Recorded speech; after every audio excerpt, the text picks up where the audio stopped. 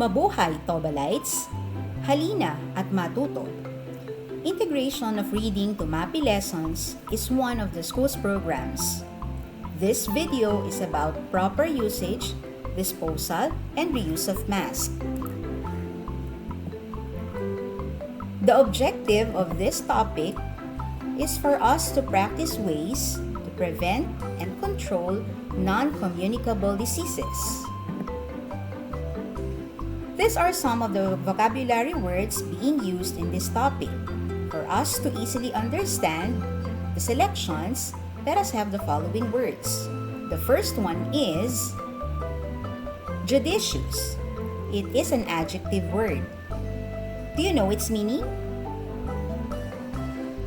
Correct. It is something to do with having, showing, or done with good judgment or sense. Can you please give your own example in a sentence? Awesome! Now, let us have another example. Her work on spreading awareness about water conservation has helped in promoting judicious practices. The next word is paramount. It is an adjective word. Do you know its meaning? Good job! That's correct. It is more important than anything else. It's like supreme. Can you use it in a sentence? Wow, great! Here's another one. The interests of the child are of paramount importance. Another word is earnest. It is an adjective word. Can you give the meaning of it? Good job! That's correct. It is resulting from or showing sincere and intense conviction. Can you use it in a sentence? Very good. Here's another example. He was a very earnest young man. Another word is hazard. It is a noun. Can you give me the meaning? Great job. That's correct. It is a danger or risk. Please use it in a sentence. Very good. Here's another example. When used excessively, air fresheners can release toxins and become a health hazard. Next word. Indiscriminately. It is an adverb. Would you like to give the meaning of it? Correct. In a way that does not show care or judgment. Please use it in a sentence.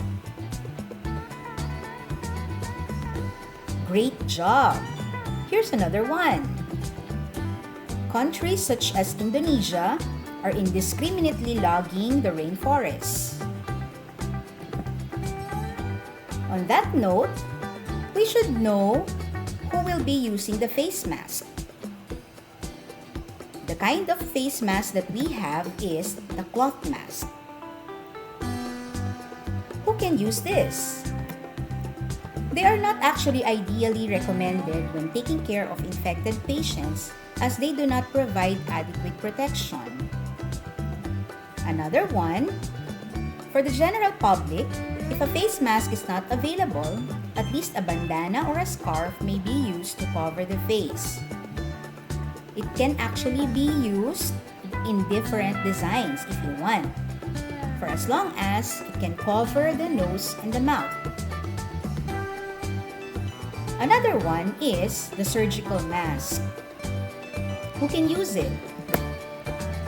They can be used by persons caring for sick persons with respiratory infections and symptoms as cough, sneezing, and fever. and healthcare and frontline workers.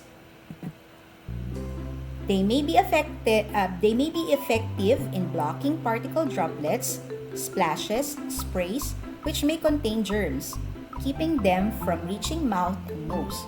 It does not actually block small particles in the air that may be transmitted by nearby coughing or sneezing.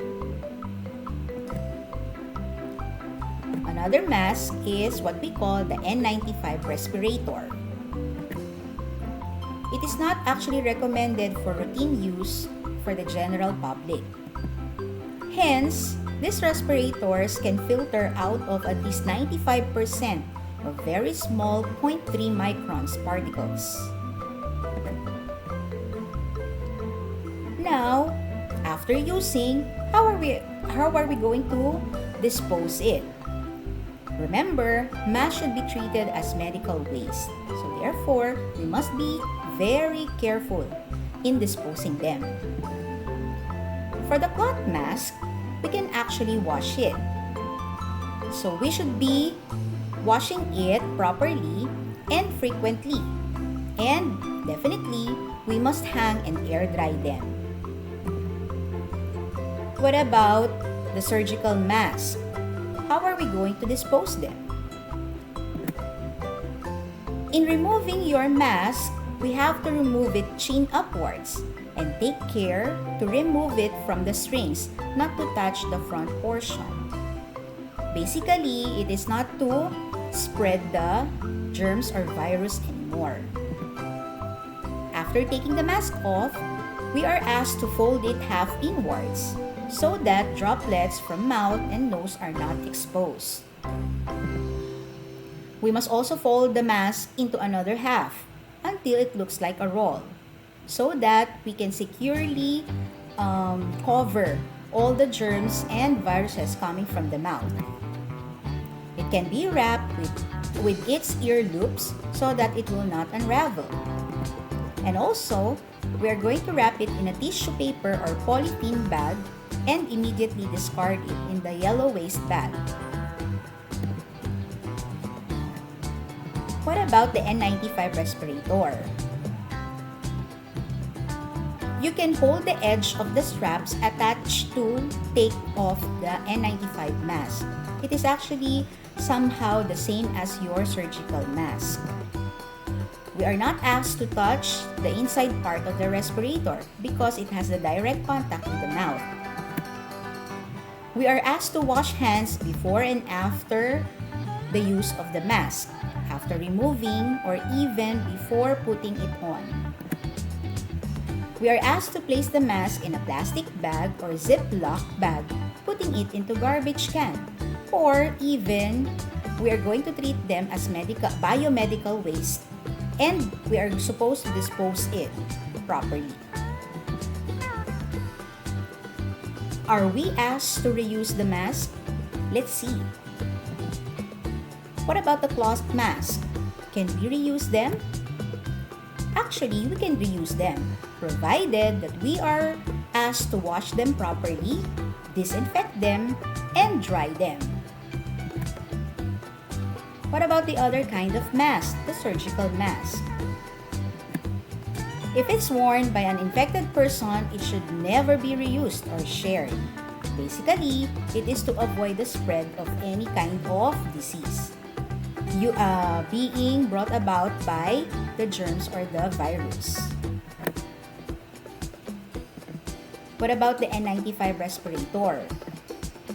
When you are not using it, we can actually we are actually asked to store it in a closed plastic container and dispose and regularly clean the storage containers. In that note, reading gives us some place to go when we have to stay where we are. That is from Mason Cooley. I hope you were able to learn something about this video. Basta Toba Lights, ikaw ang bida. Alaga ka dito. Thank you so much!